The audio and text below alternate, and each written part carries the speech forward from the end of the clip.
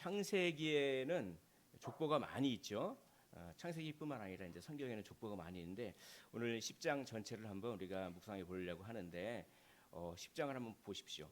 사람 이름으로 꽉 차 있지 않습니까? 아니 뭐 이런 걸 갖다가 사람 이름이 발음하기도 힘들어요. 이런 걸로 꽉 차 있는데 왜 이렇게 족보가 많은가?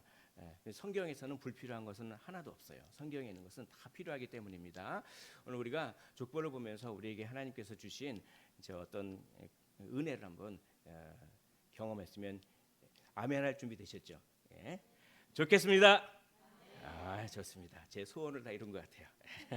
이제 조셔도 좋습니다. 제가 조는 분도 사랑스럽게 해달라고 기도를 많이 하고 있습니다.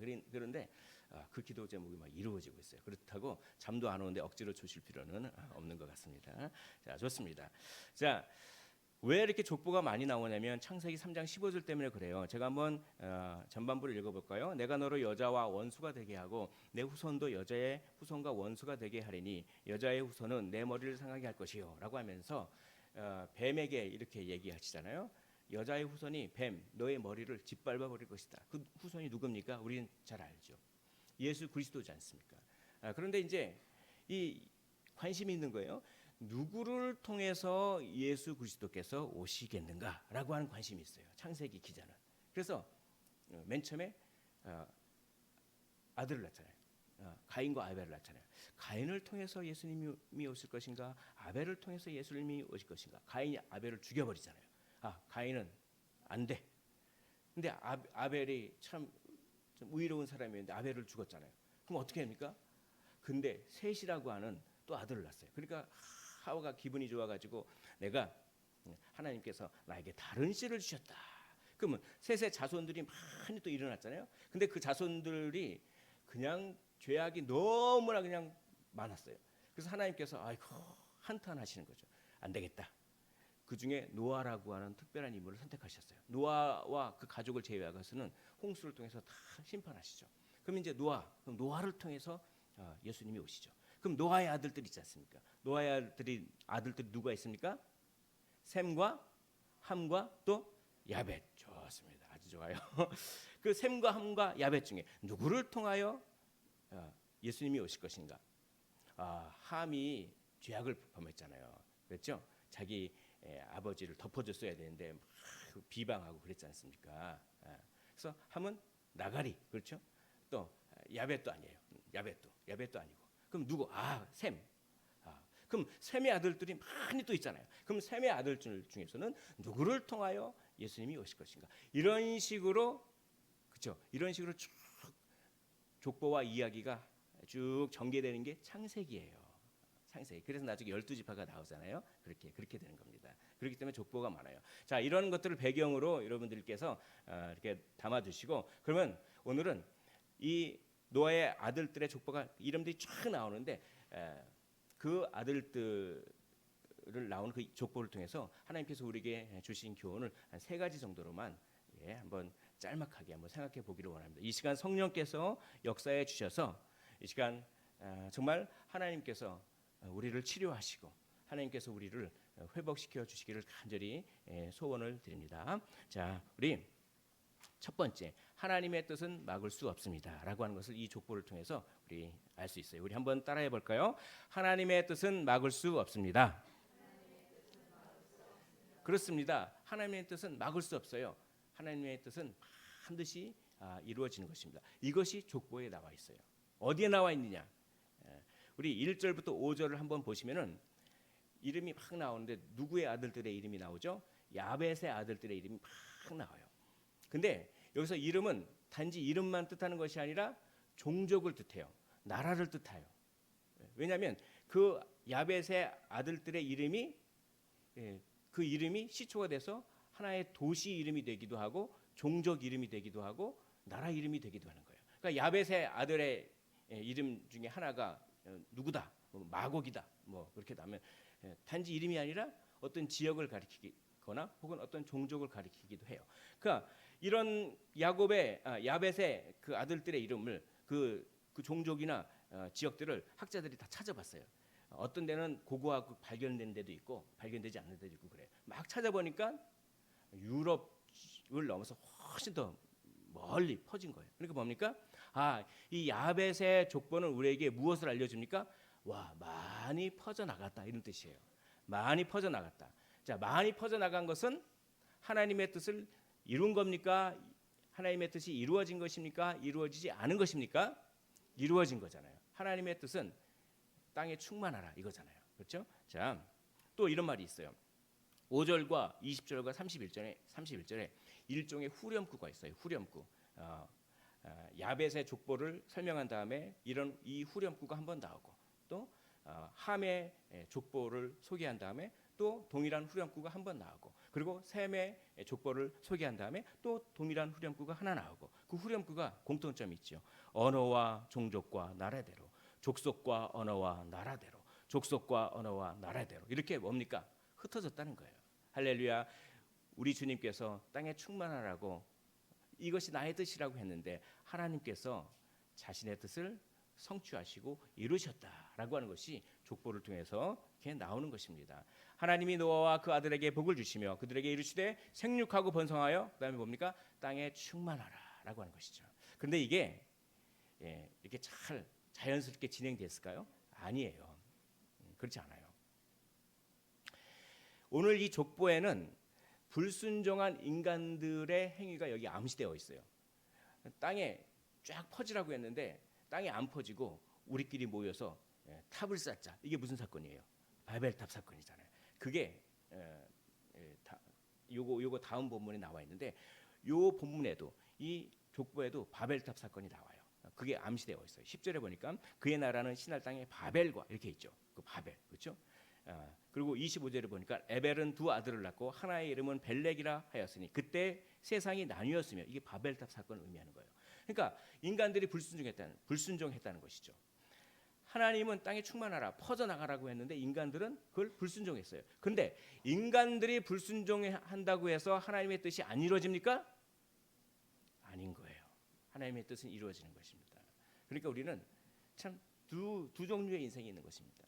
하나님의 뜻을 이루는데 우리가 거기에 참여하는 인생, 그래서 영광받고 상급받는 인생이 있고 하나님의 뜻을 막 가로막는 인생, 자기가 하나님의 뜻을 가로막는다고 해서 하나님의 뜻은 안 이루어지는 것도 아닌데, 그렇죠? 결국 심판받는 인생. 우리는 기왕 인생을 살 거면 하나님의 뜻에 참여하여서, 그렇죠? 하나님의 영광에 참여하고 상급을 받는 우리 모두가 되셨으면 좋겠습니다.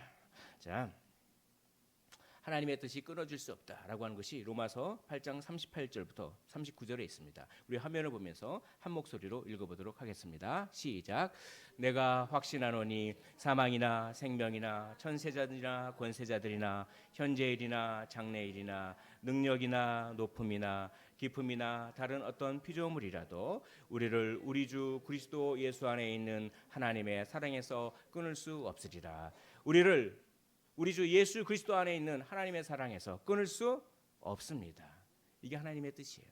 하나님의 뜻은 우리를 사랑하신다라고 하는 것이 하나님의 뜻인데 그 하나님의 뜻인 하나님의 사랑이 끊어지지 않는다는 것입니다.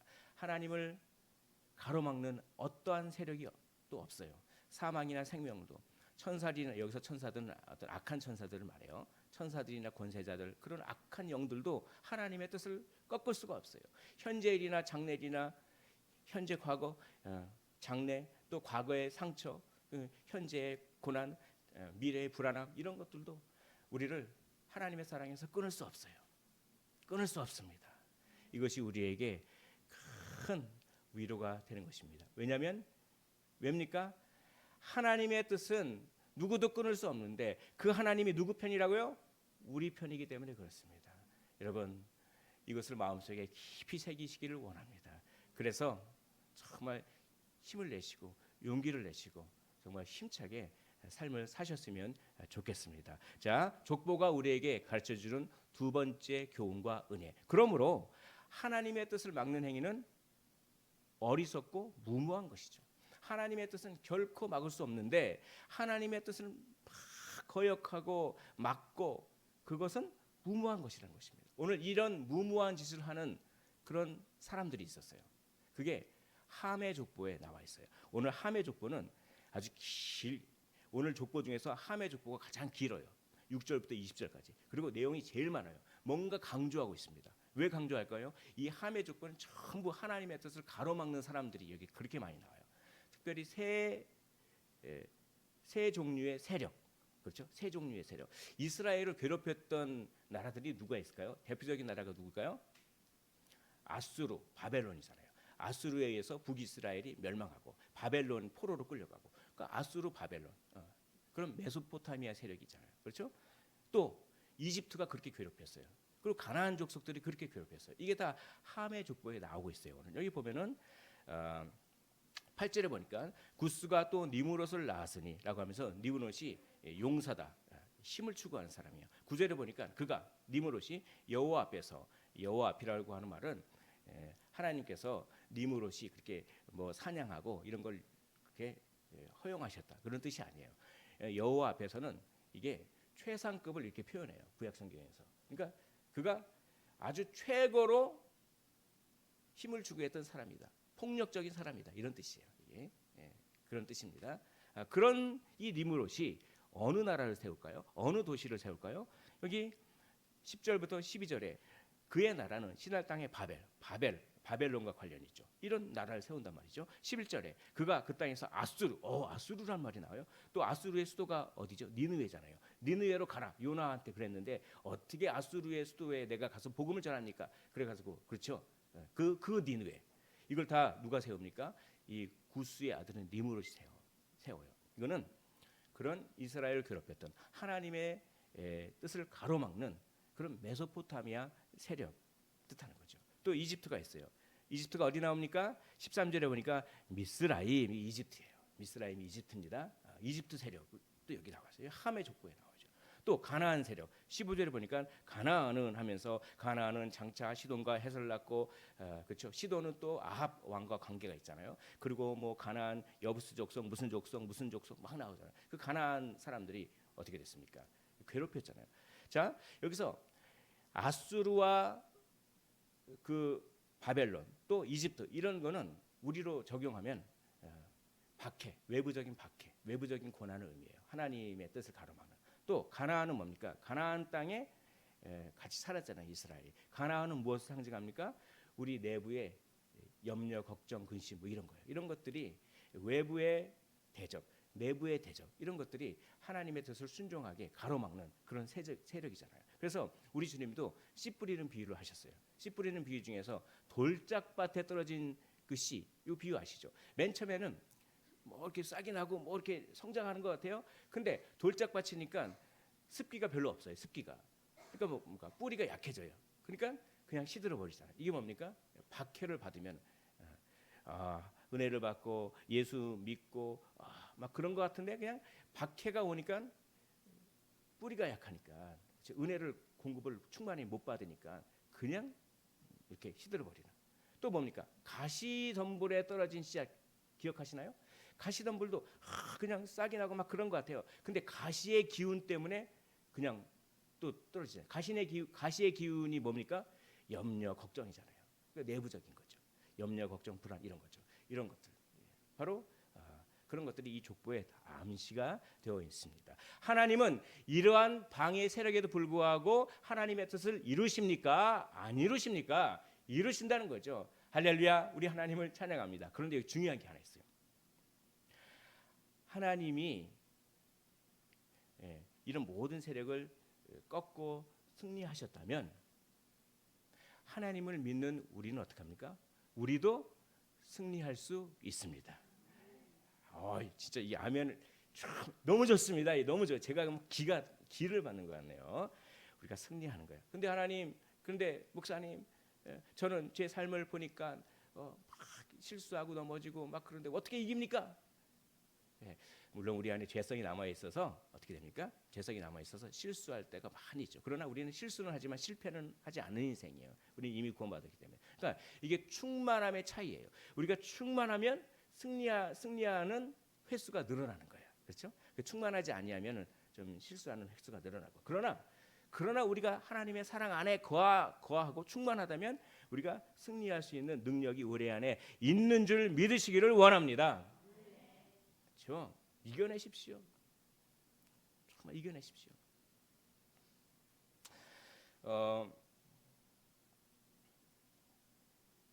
이렇게 외부적인 세력과 내부적인 세력이 하나님을 방해합니다.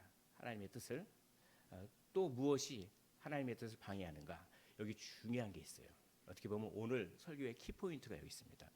여기 보면은 9절을 보면은 그가 니무롯이죠. 여호와 앞에서 용감한 사냥꾼이다. 용감한 사냥꾼이다.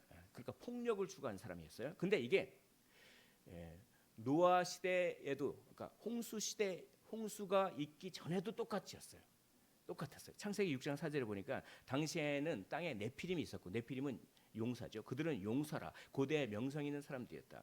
창세기 6장 11절에 그때 포악함이 땅에 가득한지라, 폭력이 땅에 가득했기 때문에 그 이후로 홍수를 심판을 하신 거잖아요. 그러니까 과거에 한번 폭력 때문에, 폭력과 포악과 힘을 추구하는 것 때문에 다 심판을 당했는데, 그래서 이 노아라 말미암아 새 출발하려고 하는데, 아니 과거에 했던 짓을 또 하고 있네요. 하나님의 뜻을 가로막는 어떻게 보면 가장 치명적인 것이 습관이에요. 나쁜 습관이에요. 나쁜 습관을 통해서 하나님의 뜻을 가로막습니다. 내부의 적, 외부의 적뿐만 아니라 습관이 중요해요. 그런데 이 습관마저도 하나님께서 성령 충만을 주시면 이 습관마저도 이겨낼 수가 있는 것입니다. 그러니까 그리스도 예수를 믿고 하나님의 사랑 안에 거하면 그게 가능한데, 조금 더 제가 구체적으로 말씀드릴게요. 성령 충만이 뭡니까? 그렇죠? 하나님의 사랑 안에 거하는 것이 무엇입니까? 이걸 제가 조금만 더 구체적으로 말씀드릴게요. 이걸 너무 개념적으로 하지 말고, 우리가 말씀을 읽고 믿잖아요. 그렇죠? 말씀을 읽고 믿어요. 우리가 뭐 부릅니까? 찬양 부리잖아요. 그렇죠? 그리고 우리가 뭐 합니까? 기도하잖아요. 그리고 예배 드리잖아요. 이거 할 때 대충 하지 마시고 정말 마음을 쏟아서 이게 나에게 주신 하나님의 말씀이다라고 하면서 말씀을 온전히 받아들이고 읽고 믿으십시오. 그리고 예수님께서 우리에게 하신 일, 나는 정말 죄악이 많은데 예수님 때문에 내가 용서받았다라고 하는 것을 깊이 생각하십시오. 그리고 뭡니까? 찬양을 그냥 아주 신나게 부르는 것이다. 신나게 부르고, 찬양을 갖다가 아주 그냥 뜨겁게 부르고, 기도도 그냥 내 마음을 쏟는 것입니다. 그냥 주여라고 하는 것만 해도 돼요. 주여, 주님의 이름만 불러도 돼요. 그러면 하나님의 사랑이 생각나기 시작합니다. 그러면 하나님의 사랑이 파도같이 밀려와요. 이걸 경험해 보셨습니까? 자, 한번 따라 봅니다. 이런 거를 사랑의 감화력, 시작. 사랑의 감화력을 성령 충만이라고 합니다. 사랑의 감화력이 쫙 밀려오면 나의 의지, 뭐요? 의지가 굳세져요. 그래서 습관을 끊어버릴 수가 있습니다. 사랑의 감화력을 경험하십시오. 이게 성령 충만이에요. 사랑의 감화력이 쫙 하면 하나님 나를 이렇게 사랑하시니 내가 이건 끊어버렸다. 나도 모르게 자원하는 마음이 생기고 결단이 생기고, 그래서 담배도 끊고, 그렇죠. 심지어는 마약도 끊습니다. 제가 그 예화로 들었잖아요. 예배를 계속 365일 드리니까 어느새 마약이 끊어지잖아요. 그렇죠? 그 유대인 공동체에서 지금도 그런 일이 일어나고 있잖아요. 그게 사랑의 감화력입니다. 그런데 이 사랑의 감화력을 계속 하더라도 습관은 참 고치기가 더 힘든 것 같아요. 그래서 오늘 습관을 잠깐, 오늘 잠언 26장 11절 말씀 제가 한번 읽어볼게요. 개가 그 토한 것을 도로 먹는 것 같이 미련한 자는 그 미련한 것을 거듭 행하니라. 이게 습관이잖아요. 개가 있잖아요. 이 나쁜 습관이 얼마나 미련하고 어리석고 얼마나 나쁜지를 잠언이 이런 이미지를 통해서 얘기하는 거예요. 개가 자기가 토해놓고 토한 것을 또 먹어요. 이게 뭡니까? 나쁜 습관이란 거예요. 이런 강력한 이미지를 통해서라도 습관 좀 끊어버리라고. 근데 왜 습관을 그렇게 못 끊는 걸까요? 반복의 심리학, 이런 책이 있어요. 데니스 홀리라고 하는 분이 있는데, 이분이 텔레비전, 그 미국에 있는 텔레비전 사회자예요. 사회자이기 때문에 무슨 토크쇼 같은 것도 진행하고 막 그런가 봐요. 그러니까 이 사람이 아주, 이분이 많은 다양한 사람들을 인터뷰를 했어요. 엄청나게 많은 사람을 막 인터뷰를 했어요. 이런 사람, 무슨 중독에 걸린 사람, 도박 중독에 걸린 사람, 무슨 사람, 인터뷰를 많이 하고 나서 자기가 깨달은 게 있었어요. 왜 사람들은 나쁜 습관을 끊지 못하는가? 그걸 책으로 쓴 것이 반복의 심리학인데, 제가 핵심을 조금 말씀드릴게요. 자, 이런 질문을 합니다. 우리는 왜 술에 중독되고 왜 계속돼서 잘못된 관계에 휘말리고 살이 찐다는 것을 알면서도 끊임없이 먹어대며 일에 중독되어 사는 걸까? 우리는 잘못인 줄 알면서도 왜 고통스럽고 자기 파괴적인 행동을 계속해서 반복하는 걸까? 그런 습관들을 끊어내려 애쓰지만 번번이 실패한다. 이렇게 책에 쓰고 있습니다. 우리는 나쁜 줄 알면서도 술이나 담배를 끊지 못하고 분명 해야 하는 중요한 일인데도 자꾸 할 일을 미루고 상처만 주는 인간관계, 불륜 같은 거 있잖아요. 그 불륜을 끊지 못하는 거예요. 불륜이 잘못된 것을 알면서도 못 끊어요. 미국의 상황뿐만 아니라 한국에도 그런 게 많이 있는 것 같습니다. 그런 게 있어요. 그러니까 자기 남편과 혹은 아내가 있는데 연애할 상대가 따로 있는 경우가 생각보다 많더라고요. 이 한국에서도. 그게 잘못된 관계인지를 알면서도 못 끊어요.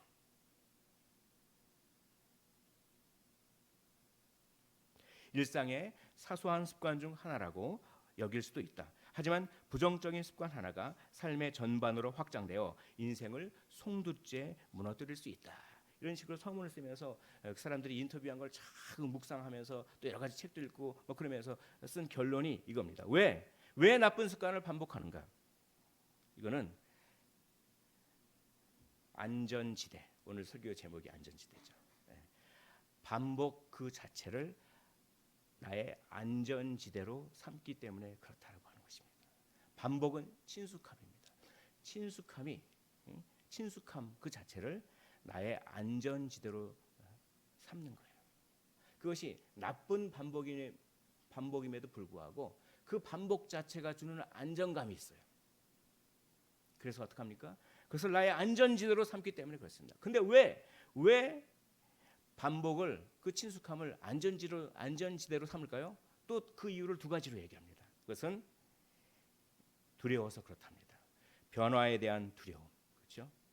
내가 일상 해오던 그걸 끊고 새로운 환경에 나를 노출시키려고 하는 변화에 대한 두려움, 또 사랑의 결핍, 그렇죠? 부모로부터, 가정으로부터 사랑을 많이 못 받았을 때, 제가 여기 앞에 여기 있잖아요. 여기 지금 식물이 앞에 있잖아요. 저게 저렇게 풍성하지 않았어요. 그 잎이 많이 떨어지고 막 그래가지고 그래가지고 야 나는 은사가 있나 보다, 그렇죠? 식물을 죽이는 은사가 있나 보다. 아마 그렇게 생각했어요.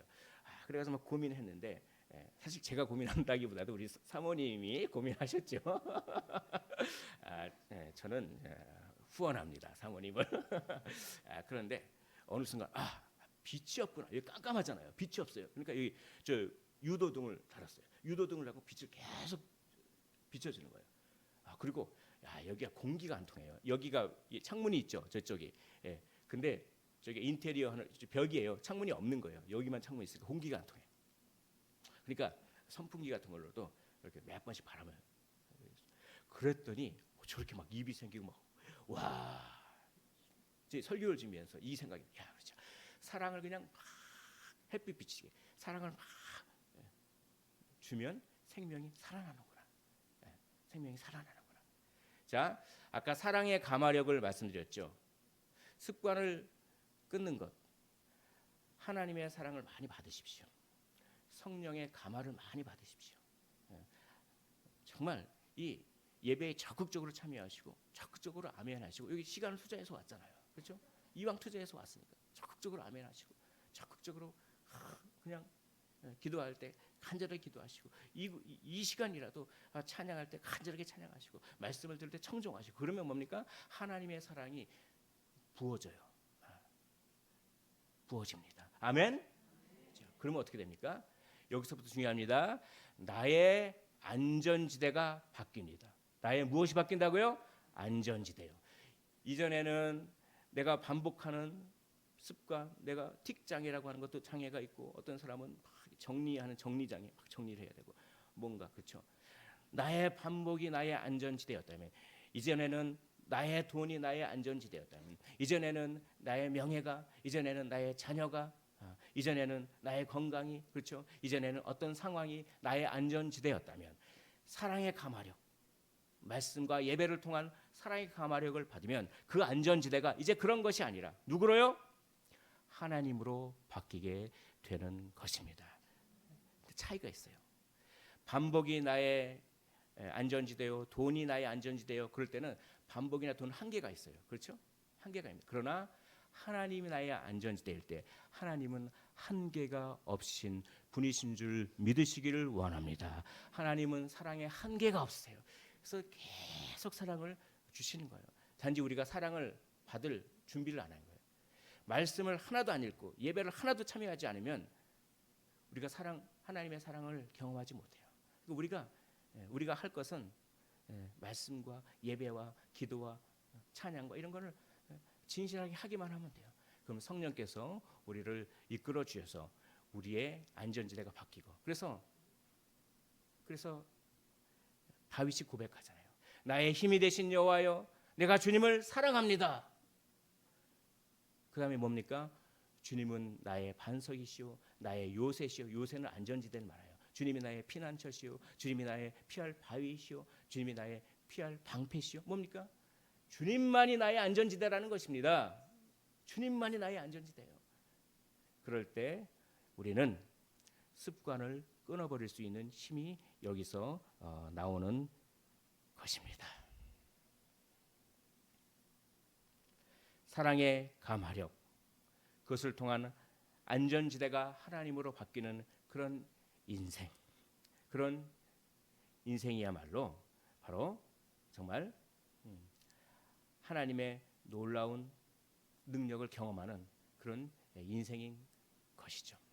마지막으로 그러므로 결론적으로 우리는 누구 편에 서야 합니까? 우리는 하나님 편에 서야 되죠. 하나님의 뜻을 막을 수 없으며 하나님의 뜻을 막는 것은 그렇죠? 무모한 것이기 때문에 당연히 하나님의 편에 서야 됩니다. 여호수아 24장 15절에 너와 너희들은 지금 섬길 자를 택하라. 나와 내 집은 오직 누구만을요?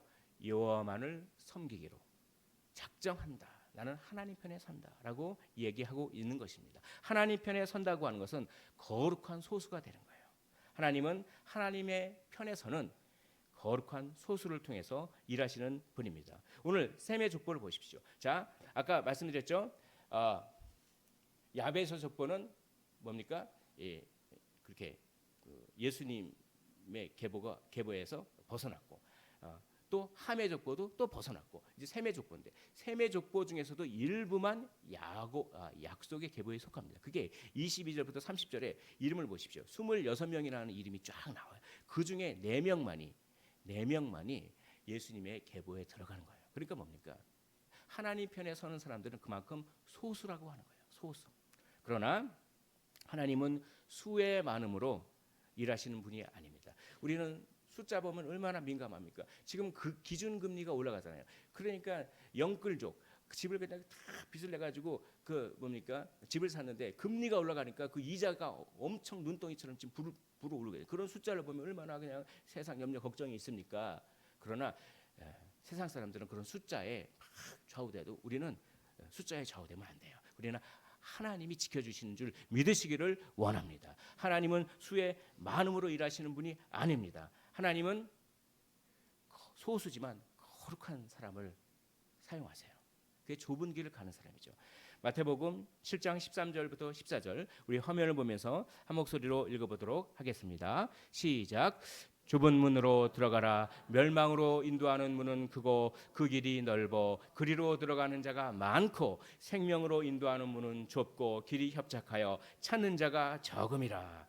좁은 문으로 좁은 길로 가는 자는 길이 협착하여 찾는 자가 적지라도 그 거룩한 소수를 통하여 하나님은 일하시는 것입니다. 우리가 바로 그런 거룩한 소수가 되어야 되지 않겠습니까? 정리를 하겠습니다. 하나님의 뜻을 막을 수 없습니다. 하나님은 우리 편이십니다. 그 하나님의 뜻을 막는 것은 무모한 것입니다. 그러므로 우리는 하나님 편에 서야 되는 것입니다. 하나님의 편에 서는 사람은 어떤 사람입니까? 사랑의 감화력을 받은 사람. 사랑의 감화력을 받아 안전지대가 더 이상 나의 감정이 아니라 안전지대가 더 이상 나의 상황이 아니라 하나님으로 바뀐 그런 사람. 그런 사람이 되셔서 좌로나 우로나 치우치지 말고 염려 걱정에 치우치지 말고 모든 것들을 극복하며 나의 나쁜 습관도 끊어버리고 정말 하나님의 놀라운 은혜를 경험하시기를, 참된 행복과 안식을 경험하시기를 주의 이름으로 축원을 드립니다.